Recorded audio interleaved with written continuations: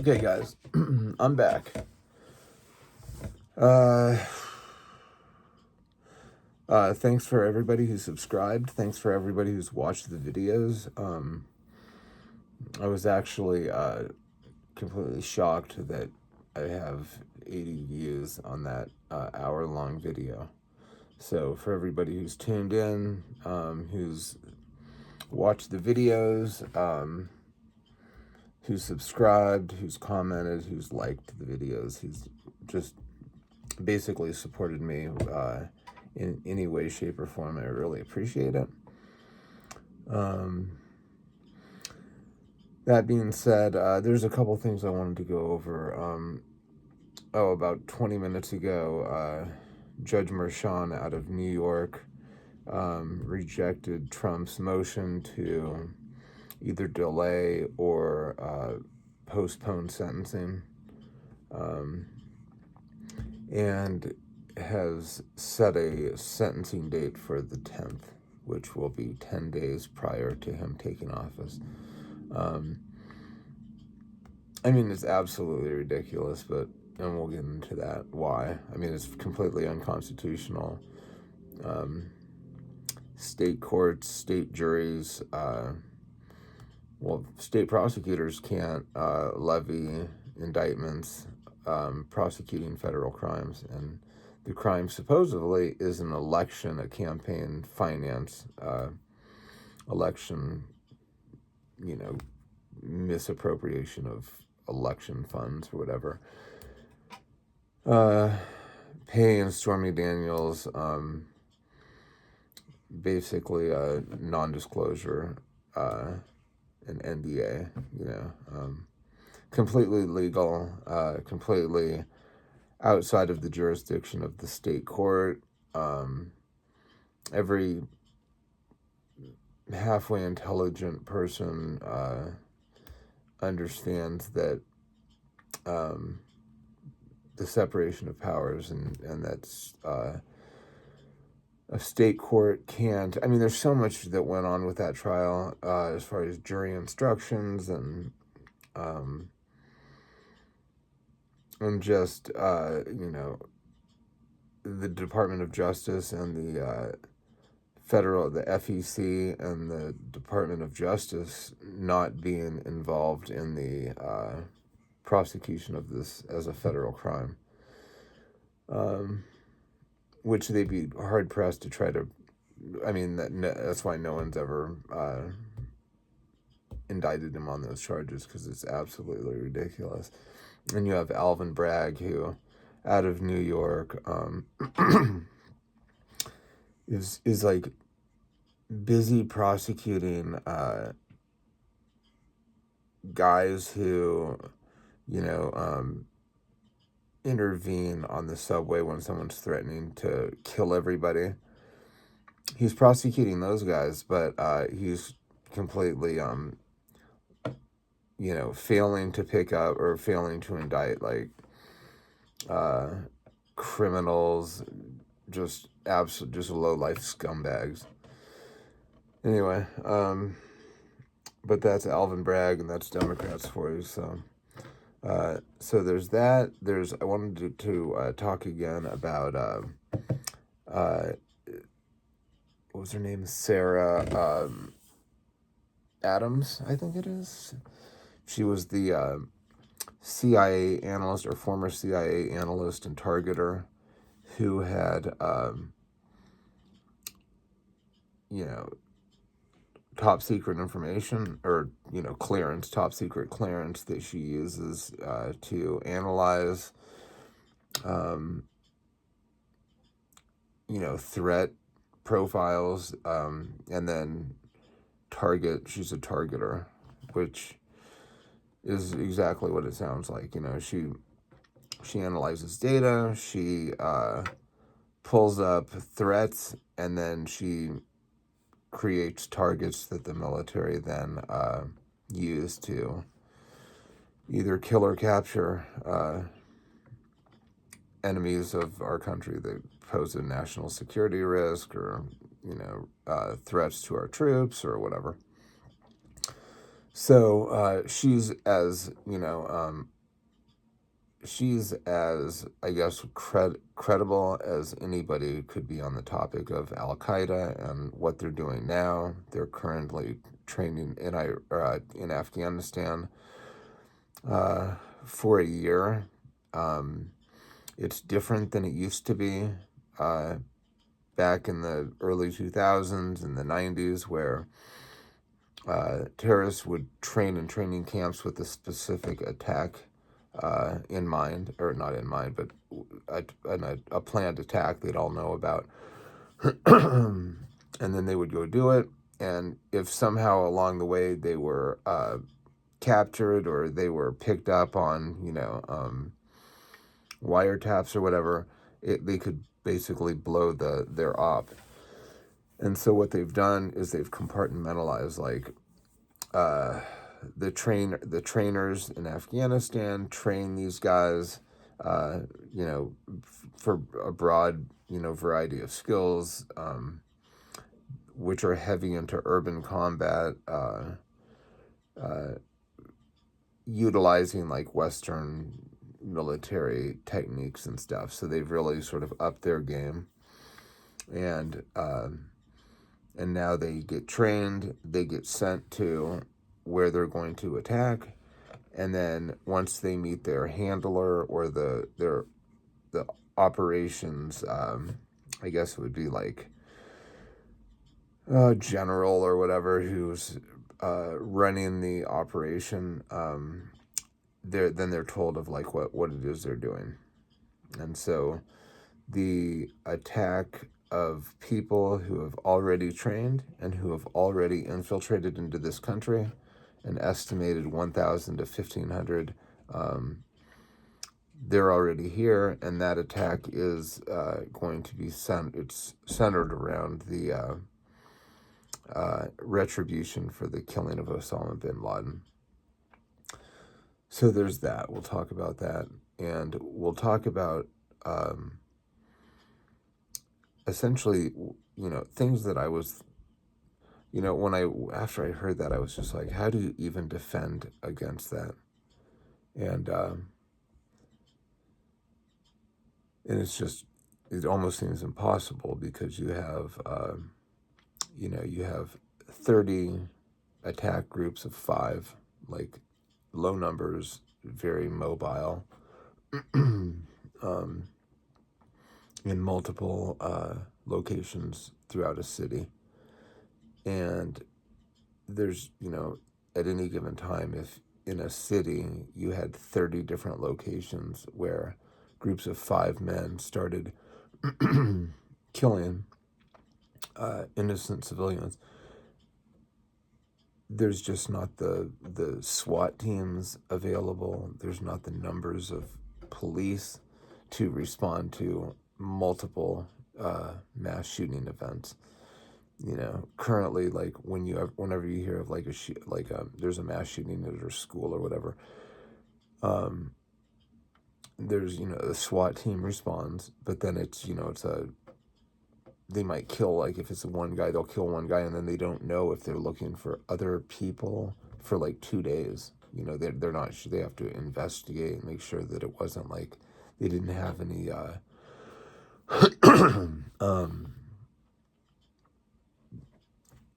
co-defendants, for lack of a better word. But so there's that. And when I was thinking about a response to that, the only sort of solution to me seemed like you need to have people everywhere ready to respond. And that sort of started reminding me of like how our founding fathers talked about militias and an armed citizenry being the best defense of a nation, of a free state. Because militaries they're just so structured, and everything is so takes so much time to. And so essentially when you have an attack, you need the people being attacked to be the first responders, right? And so as I was thinking about it, I'm like, and anyway, I that sort of thought led me back to an idea, and it's simple. Um, it's it's not anybody starting to train or starting to organize. It's people essentially communicating with their shooting buddies, their hunting buddies, their guys they go train with, and who already have the training, who already have their groups of buddies, and the only sort of organization would be in with other groups of dudes in each city, right? So somehow online developing a if you and your buddies like to go train, tap in to this page, and then some sort of organizational system where you take everybody in the member of each group, you plot on a map where they live, and then you find the center point in between all those, and wherever that center point is would be like a zone or a sector that they would be a sector that they would essentially be first responders to in that city. So, Al Qaeda could have 150 people in each city, 30 groups of 5 men. But in each, major city in America, you've got literally thousands and thousands of dudes who shoot regularly, who train regularly. And if everybody was organized in a way where, you would have to have somebody, and here's the other part too, is we need everybody, right? So we could not even, but we would need people who are home all day, retired dudes who sit in the garage and, tinker all day with cars, or they make, woodworking or whatever, and they listen to their ham radio, or they listen to their police scanners. You'd have to have as many people as possible who do that, to continue doing that, but to be aware of an impending attack. So when they start to hear of multiple 911 calls, they would know that it's time to start alerting people, right? And if people could, go on to, the way I thought about it would be like, is if you went onto Facebook, and I know in Phoenix we have like an Arizona gun group or whatever, and so everybody goes on there and posts pictures of their guns, and link up and do training, and you open up a group message with your training buddies, and that's the way you could communicate. It's like you have your cell phone, you have group messages, notifications, so every time someone you and your 4 buddies, right, are on a group message, and you could set a certain tone so that when that tone goes off, it's that group, and then everybody in that group use it specifically for like emergency business. So, you could be at work and you could hear that tone go off, and something serious is happening. And to either get to wherever the site is, the location, and start neutralizing threats. Because otherwise I don't see, I could see a group, 30 groups of 5 dudes, if people aren't ready for it, going on, killing people all day, going from restaurant to restaurant, to synagogue, to chapel, to, movie theater, to, mall. And it would just be a clusterfuck trying to get your arms wrapped around these, killing squads. However, if these attacks started up and you had someone monitoring them, outside of law enforcement monitoring and then passing along those, calls to their, units. If you had people already in the locations because they live, they work, it's their community, it's their local community, it's their neighborhood, it's their home. And so, and there's several things that people will fight and die for. On their side, it's religious ideology. On our side, it's our home turf, it's our families. So, the passion wouldn't be lacking, and it would absolutely be war. But,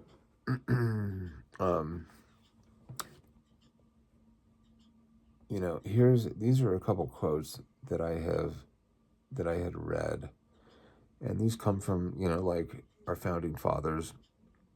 And, over the past couple of years, when you talk about like gun, you debate the Second Amendment with anti-gunners and anti-Second Amendment activists and whatnot.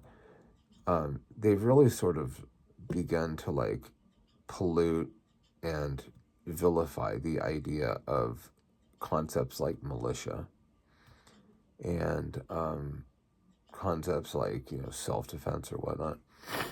But like when our founding fathers,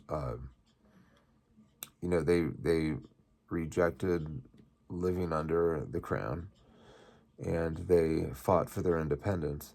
They knew what worked, and they knew that like the best way to protect a state is to have everybody armed and already in place. Like you're not calling somebody to save you.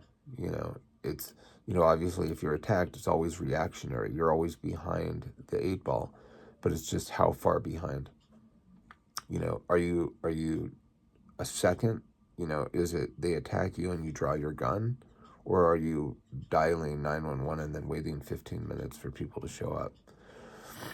So when I read these quotes, and it seemed like completely pertinent to this sort of attack, right?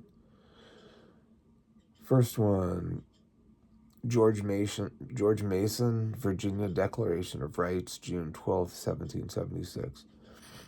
That a well-regulated militia composed of the body of the people trained to arms is the proper, natural, and safe defense of a free state.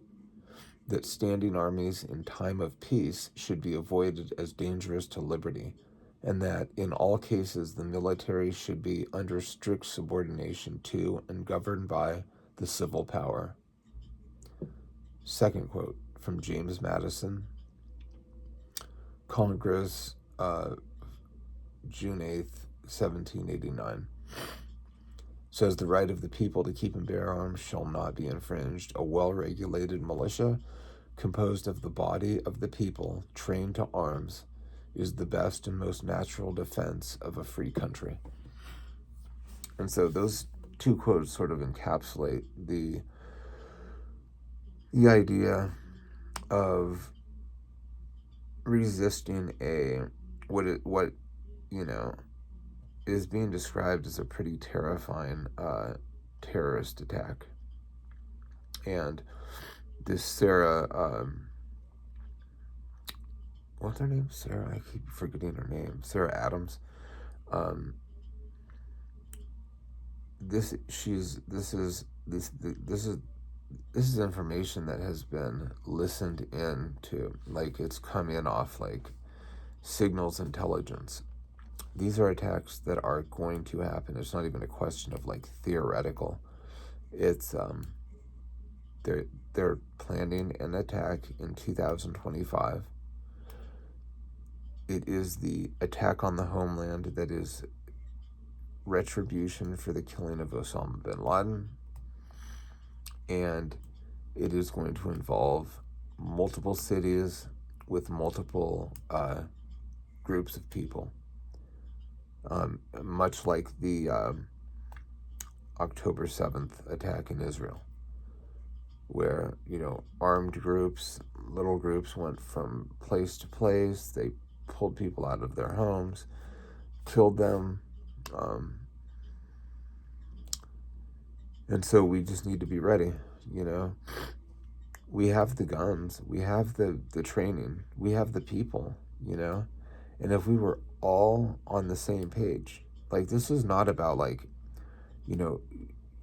get a group together, guys, and let's start training on, this is get together with your homeboys that you go train with, twice a month or whatever, and develop a plan in case you ever hear that an attack is going down, and then try to have people that are volunteers that can man ham radio, social media, just and these are people who are possibly in wheelchairs, they're retired, they're older, and they're patriots, they want to help, they want to be a part of the solution.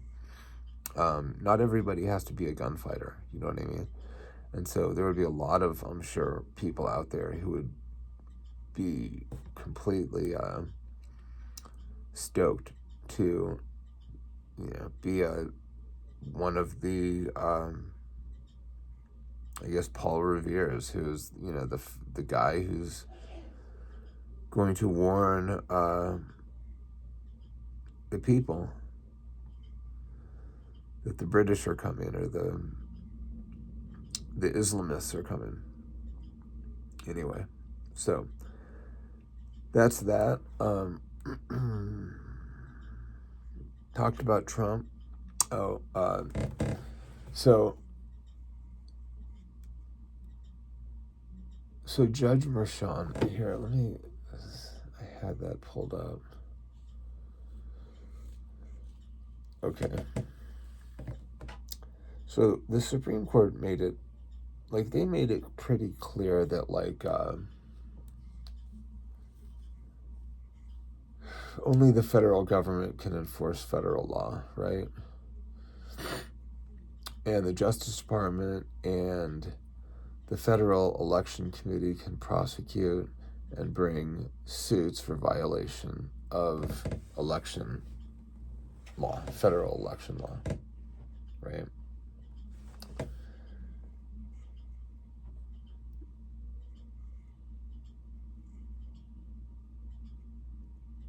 It's not permissible under the separation of powers and federalism. A state cannot level a federal crime without the Department of Justice leveling a federal indictment. And it says, in fact, there wasn't even a federal crime alleged or cited in this indictment by state prosecutors. There was a vague reference to a number of laws that the state does not have the right under our Constitution to interpret unilaterally. The state's original indictment didn't allege any kind of campaign violation. They kept saying that the legal expenses, which is what were listed in Trump's business records, should have been a campaign-related expense. The payment that was made to Stormy Daniels, however, by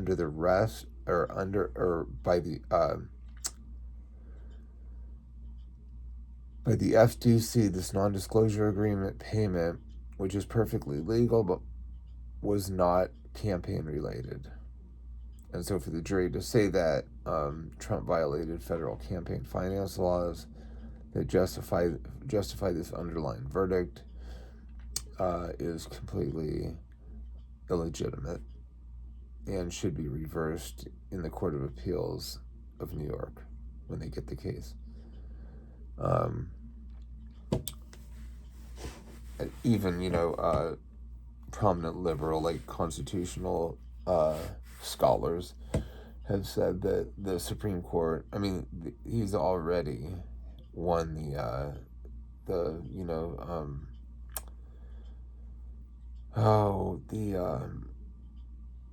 the president is, what was it? Oh, God.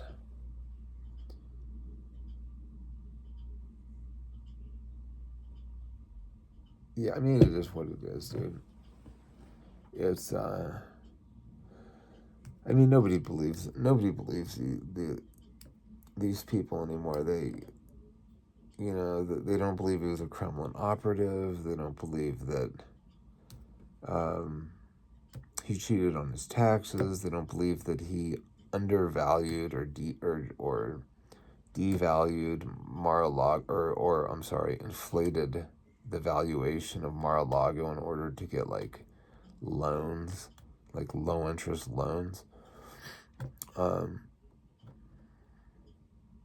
and as a president, he's just like he's immune from these prosecutions anyway. It's so you have a state court trying to prosecute, and it's completely politicized, right? I mean, meanwhile, you have Joe Biden who's pardoning child killers or commuting their sentences and cutting deals with the 9/11 masterminds. Khalid Sheikh Mohammed is no longer like there's no they've been trying to prosecute him for years, but they don't know how to do it because it's like he falls in this sort of gray area. But now they're cutting the deal. He's going to do life in prison and he's going to avoid the death penalty. And it's like, why? Why are we supporting this fucking guy? I mean, it seems so simple to me. Like, that guy should have had a bullet in his head, like, 2 decades ago. But whatever. Just more political correctness, It's like, it's the same mindset, same mentality that, like, makes the FBI, like, like hesitant to call a guy with an ISIS flag flying out of his truck who mows down 15 people and injures dozens more, a terrorist. Like, but whatever. So there's that. There's the Trump sentencing. There is the terror attack, the impending terror attack. Oh, and part of of going over this stuff is not to sort of create like hysteria or to get people to live in fear or that it's the exact opposite, really. It's like if you know something's coming and you're prepared for it, it's like you can live a life of without anxiety. It's like all you can do is be prepared and be ready. And,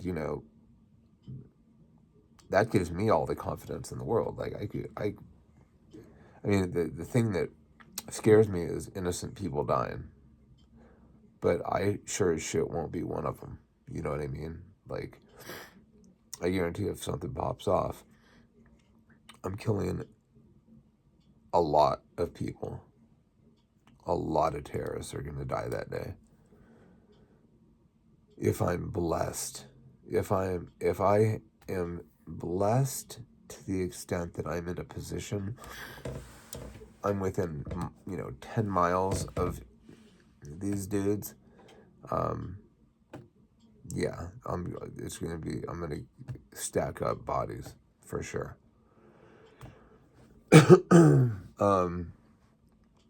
So there's that. Oh, and the last one is, and I'm going to play a clip about the fires, the California wildfires. If any of my subscribers are from Cali, man, I'm sorry that you guys are going through that.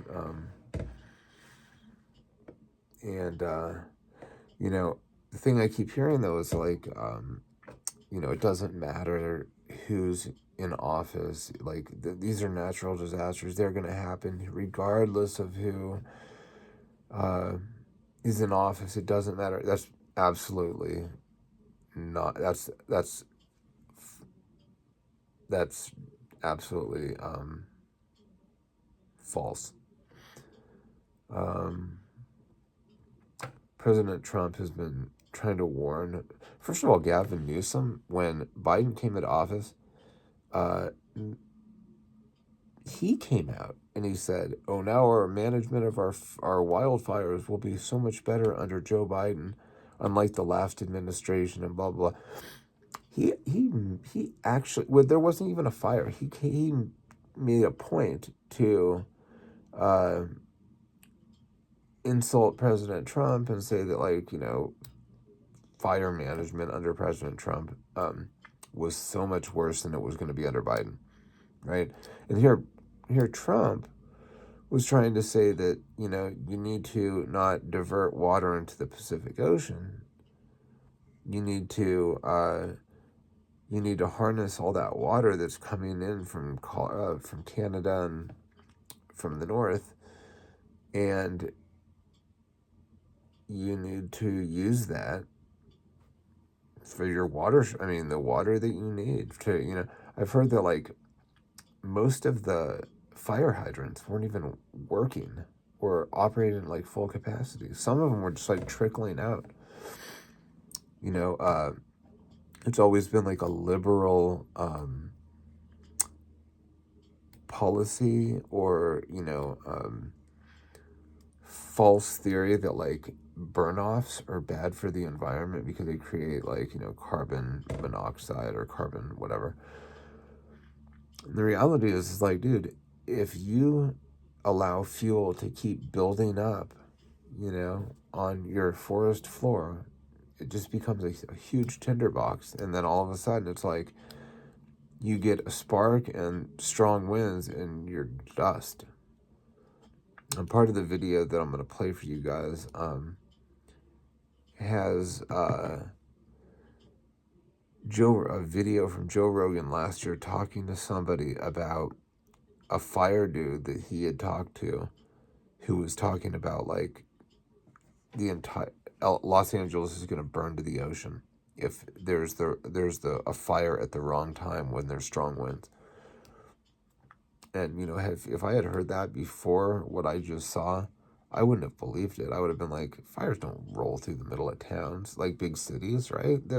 Everything's like skyscrapers, but apparently LA has just a lot of green, or a lot of foliage, and a lot of dead foliage. I don't know how this happened, but I saw videos of, like, Hollywood Boulevard, or not Rodeo Drive, but just like downtown LA just burnt. Like, they're showing, like, pictures of before and after, like, of people driving down. So I've been all up and in and out of that city, and I would have never thought it was possible for all that shit to just go up. It literally looks like Japan, like Nagasaki and Hiroshima back in the World War II. Like, just everything is just like ashes. It's absolutely crazy. It looks like a war, like it just looks like a war zone. It's absolutely insane. But apparently, like, Trump's been warning about this, and the other part too is, like, boy, it's like $400 billion that we sent to Ukraine sure would be nice about right now, right? In California, let's not forget that they keep voting for the guy who has declared that they're a sanctuary state. So they've spent billions and billions and billions on people who should not even be there. And so when it comes time for an emergency and they need money, they forget going to FEMA, because we already learned that the Biden administration, like, FEMA under Democrat rule decides that they can just redirect and reallocate emergency FEMA funds to house illegal migrants. So, like in South Carolina, when they had their major hurricane, and you had, was it Tennessee?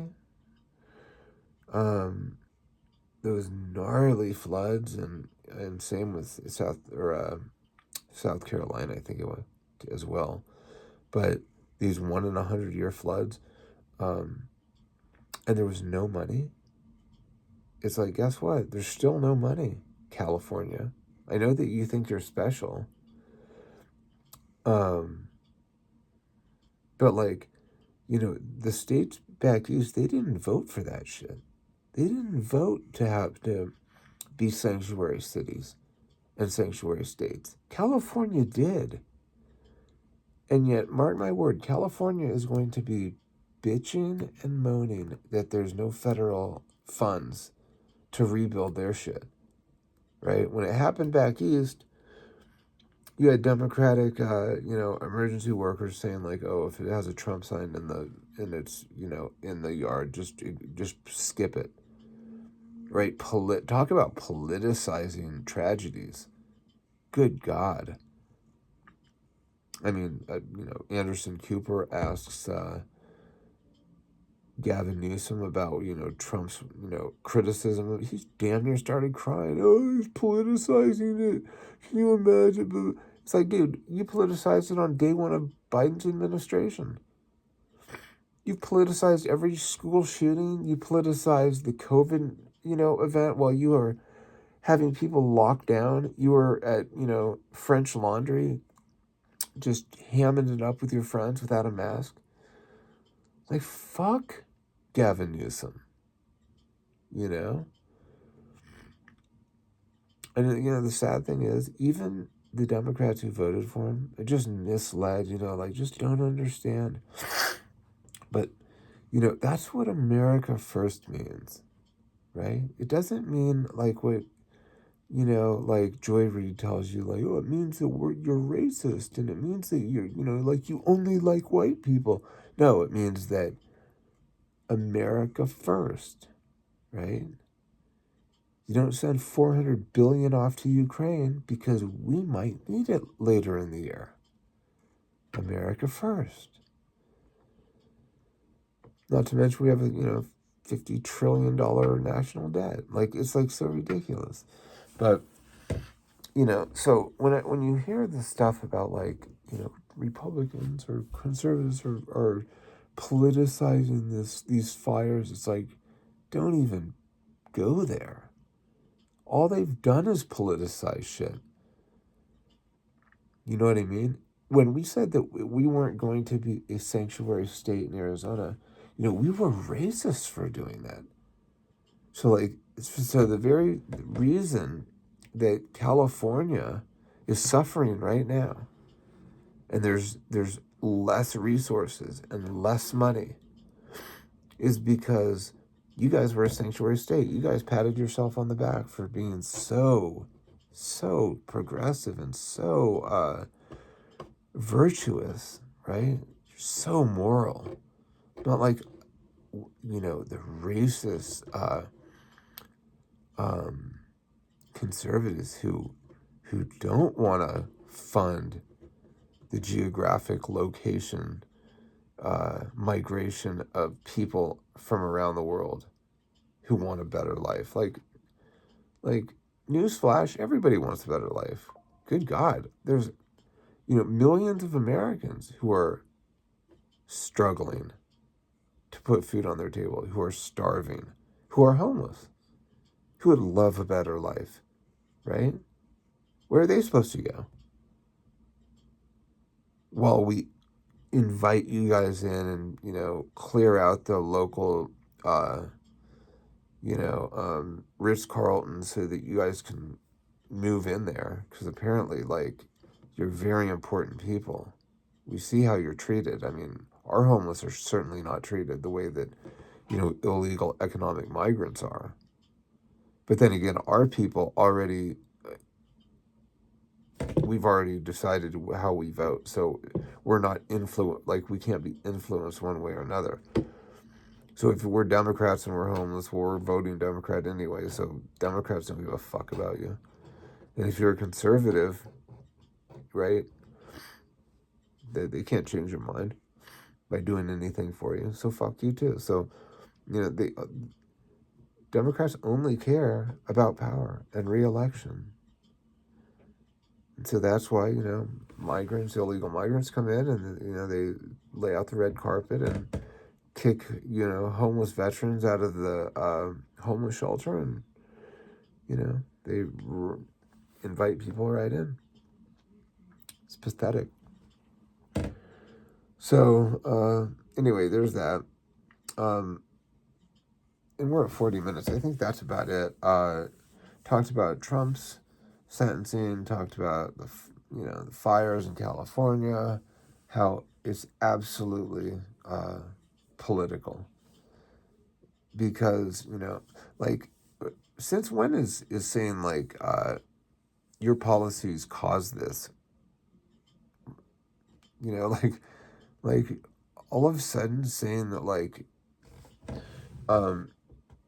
the policies that you've supported, prioritizing DEI and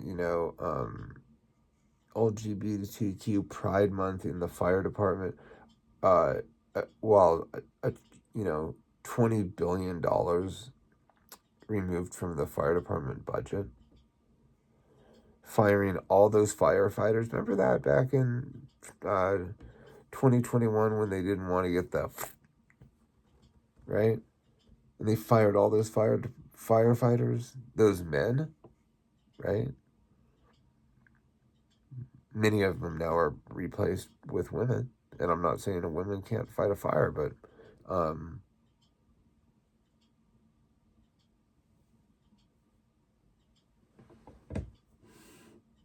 trust me, you'll see in this video some of the firefighters that are fighting these fires, and they're exactly what you'd expect, overweight, butch, gay, of course, so they're lesbians, but at least they're it's a diverse group, because that's what matters.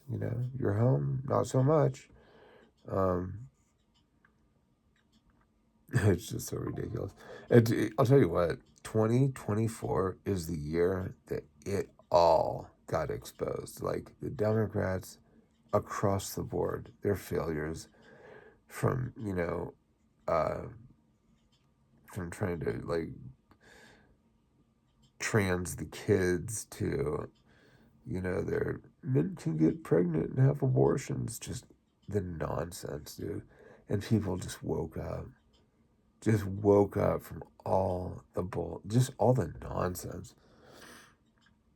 I don't know how most of the people out there ever bought it for even a second. I never bought into this shit, man. I fucking saw this political correctness shit back in the 2011, 12, when people were starting to be online, starting to Thanksgiving, the indigenous people and the colonialists, and just shut the fuck up, dude. Cook a turkey, mash some potatoes, have your family over, watch a game, shut the fuck up. Nobody gives a fuck about how cool you are. And that's the point.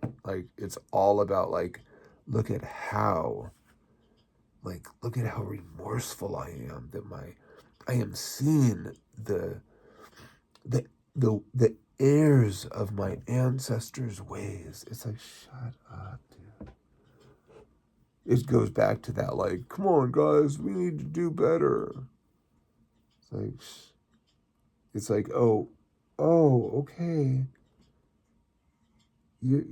You're against rape? Welcome to the fucking club. So is everybody else. Oh, you're anti-racism? These people think they're so unique. It's there's 5 fucking racists left in the country, right?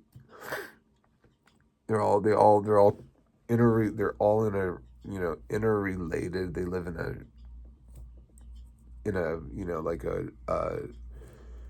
trailer in the Ozarks, and those are the last 5 racist people in America. And these we're not racist, we support George Floyd. It's so dumb. People are just so desperate to be oh God, you're such a good person. So dumb. Anyway, guys, so that's it. Thanks for tuning in, you guys. Thanks a lot for checking out the videos, for I've already said all this shit. Thanks for everything. And if you guys have any, I was going to ask you guys something. Oh, I was going to do that reading on that, do a audio book of Kash Patel's Government Gangsters. And I have no problem reading an entire book out loud and recording it. But somebody has to want it, because I'm not going to do all that if nobody's going to listen to it. If I can get even one person who says, yo, dude, if you can save me $17 from having to buy the book, or buy the audio book, or the $12 that it costs to buy the book, the digital, on ebooks or iBooks or whatever, then I'll do it.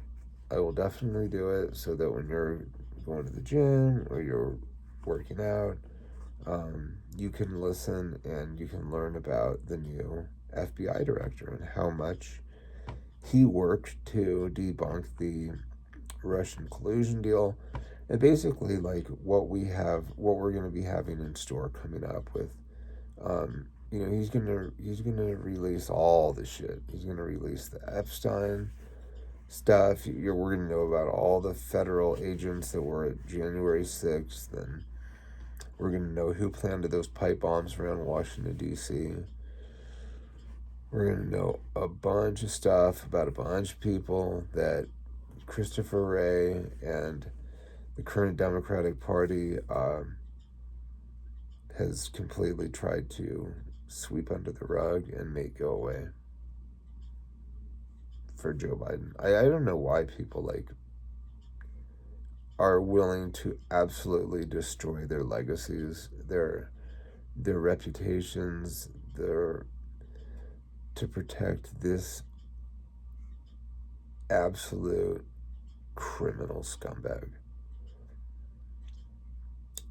Joe Biden, this guy, I'm not going to pardoning killers and criminals, and yet at the same time, we want Trump sentenced. No, nobody's above the law. Everybody deserves to be held accountable. And then he pardons his son. He's pardoning thousands of people. Pardoning Fauci. Give me a break, dude. And then giving presidential medals of freedom, I forgot about that, to George Soros. I hope, I hope Trump gets in office and he just starts going through the list of the conservatives that liberals hate, and he starts handing them out to Kyle Rittenhouse, Presidential Medal of Freedom, Kyle Rittenhouse, to Daniel Penny, to Derek Chauvin. Let's give Derek Chauvin a Presidential Medal. He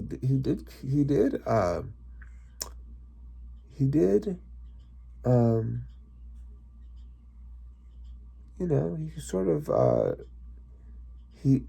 I would say that he helped George Floyd cure his addictions permanently. So, let's give him a Presidential Medal of Freedom. Think about it, George. Since he did what he did, George Floyd has not even committed a single crime. Passed a single counterfeit 20. Smacked a single pregnant woman in the belly, pistol whipped her before he invaded her home with a gun for drugs and money. So Derek Chauvin's an absolute national hero. Anyway, I think that's controversial enough for the day. You guys, thanks for everything, and I'll talk to you soon. Is mostly white and male. The California program aims to change that. Great, and how did that work out for you? The whole entire hills are on fire. Oh, there goes the structure. Oh, look at it collapse. There it goes. Oh my God. We're out of the way. Hell. Mandatory evacuation orders are now in place. Feels like a scene that you would see in a movie. Oh, you're telling me this crack leadership team at the Los Angeles Fire Department dropped the ball? Surely not. You're telling me the LA fire chief should have focused more on preventing fires than her commitment to gay pride?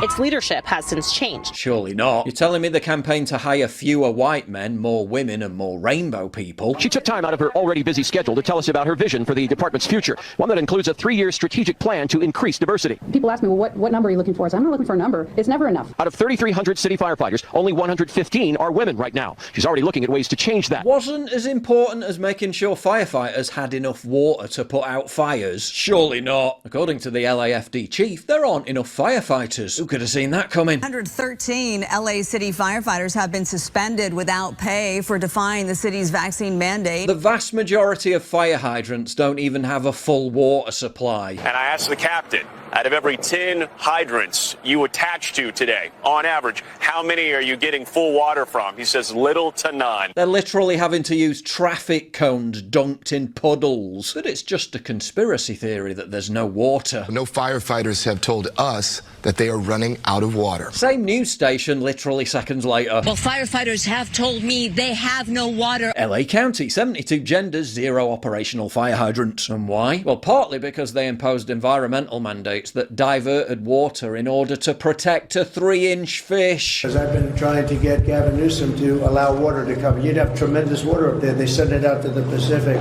because they're trying to protect a tiny little fish, which is in other areas, by the way, called a smelt. And for the sake of a smelt, they have no water. Yes, your home may have been totally consumed by raging flames. Your pets may have suffered agonizing deaths. Your life may never be the same again. But hey, at least we saved the smelt fish. Totally worth it, right? After all, no one could have predicted this anyway. I talked to a fireman once. This is one of the reasons it freaked me out. And he was telling me, he goes, dude, one day, he goes, it's just going to be the right wind, and fire's going to start in the right place, and it's going to burn through LA all the way to the ocean, and there's not a fucking thing we can do about it. I go, really? He goes, yeah, we just get lucky.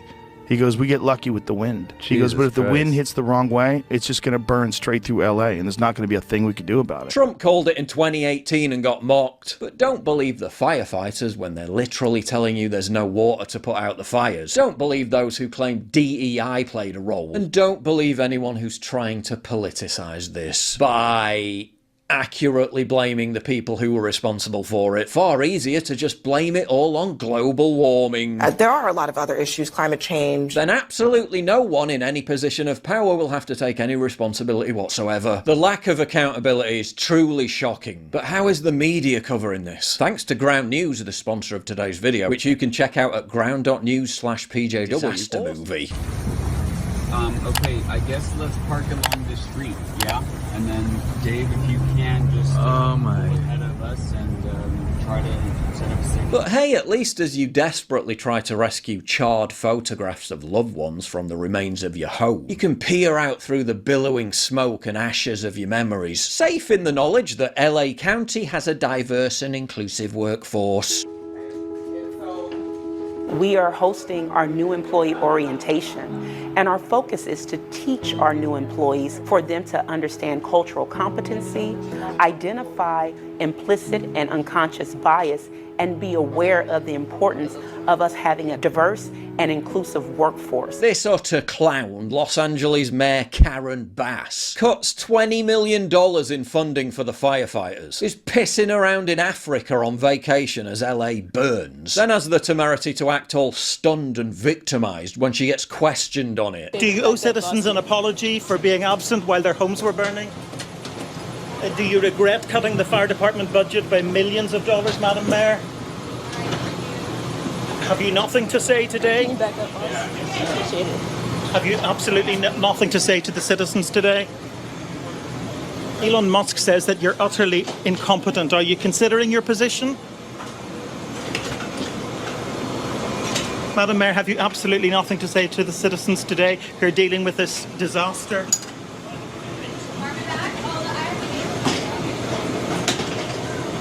I guess not, but rest assured, Californians can get all the help they need at URL. Right now, if you need help, emergency information, resources, and shelter is available.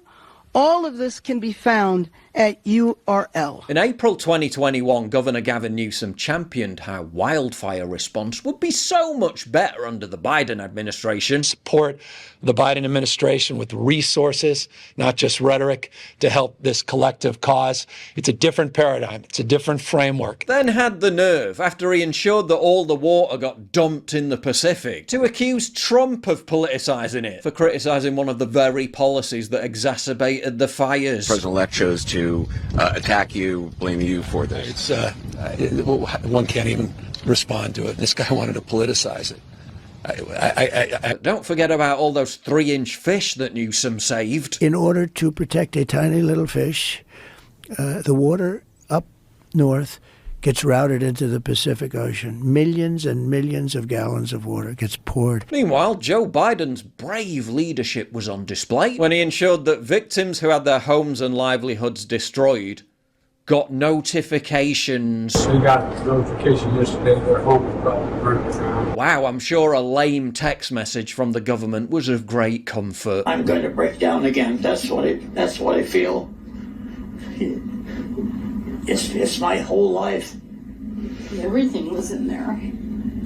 So lost everything. But it's not all bad news. Good news is, I'm a great-grandfather. Questions as to how the fires started continue to swirl. Some blame hurricane-strength winds. Others, well, they've got their own theories. Oh, I don't know how it started. We don't know how it started. There, winds. It's all the gay people in L.A. Okay, there we go. Okay. We got the... Unacceptable. But the true culprits behind this are the very same people Californians are now having to rely on to fix this disaster. There's no water coming out of the fire hydrants. This is an absolute mismanagement by the city. It's not the firefighters' fault, but it's by the city. And I'm going to be very honest. We've got a mayor that's out of the country, and we've got a city that's burning, and there's no resources to put out fires. So if you look at your pictures, you don't see the firefighters there because there's nothing they can do. And it looks like we're in a third world country here. America's on its knees. Just swear in Trump now, for God's sake. If you value what I do and you want to help support